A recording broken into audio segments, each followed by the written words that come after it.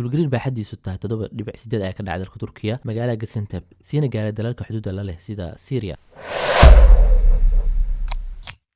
waxay ku soo kaceen waqti hore maalin Isniin ah dhulgariir baaxad weyn kaasoo dhimasho iyo dhaawac geystay ilaa iyo hadda inta la soo badbaadiyay waxaa ka badan inta guryaha ku hoos jiraan nolol iyo geeri muuqaalada argagax leh waxaa kamid ah in guryo ay ku soo dumeen dadkii oo wali kala cararaya sidoo kalena badbaadinaya dadkii guryaha hoostooda ku jiray ciyaal yar yar ayaa laga soo bixiyay guryo dume hoostooda